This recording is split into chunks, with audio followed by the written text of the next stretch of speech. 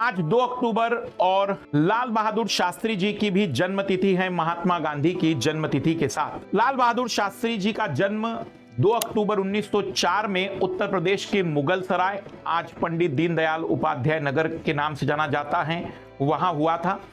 मात्र 1.5 वर्ष की आयु में उनके पिता की मृत्यु हो गई थी।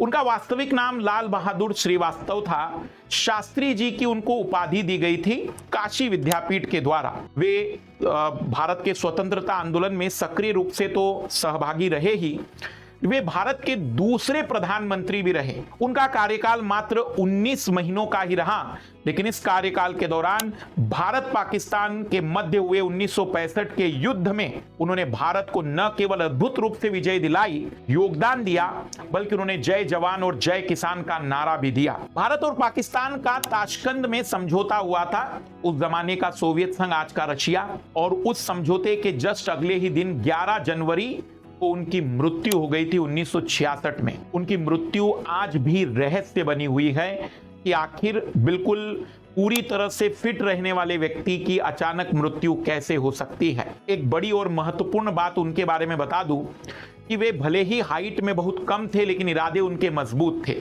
उनसे पूछा गया था, जब वो ताशकंद समझौते के लिए जा रहे थे, तो पाकिस्तानी पत्रकार ने पूछ लिया था कि आप उस जमाने के जो पाकिस्तान के राष्ट्र प्रमुख थे, काफी ऊंचे और काफी हाइटेड थे, तो आप बोले कम ऊंचाई हाइट के हैं और वो बहुत ज्यादा हाइट के हैं, तो आप बातचीत कैसे करेंगे? तो उन्होंने काफी अच्छा जवाब दिया था कि मैं सर उठाकर बात करूंगा और वो सर झुकाकर बात करेंगे। उनकी जो जीवन शैली थी वो साधारण जीवन, उच्च विचार तो थी ही, लेकिन उन्हें गुदड़ी के लाल भी कहा जाता है, क्योंकि बहुत ही विकट, बहुत ही संकटमय, बहुत ही गरीब परिस्थिति से निकलकर वो जीवन में सबसे बेहतरीन पदों तक पहुंचे। एक बेहतरीन जीवन उन्होंने जिया। हाँ, अगर उनका जीवन काल और थोड़ा बेहतर होता तो शायद आज भारत तरक्की के और बेहतर रास्तों पर होता। क्या आपको लगता है कि भारत को इस समय इतने लाल बहादुर शास्त्री जी की जरूरत है जो हमारे देश को विश्व गुरु बनाने की क्षमता रखते हैं? साथ ही साथ आपको क्या कारण लगते हैं ताशकंद में हुई इस घटना के पीछे? क्या कोई राजनीतिक षड्यंत्र था?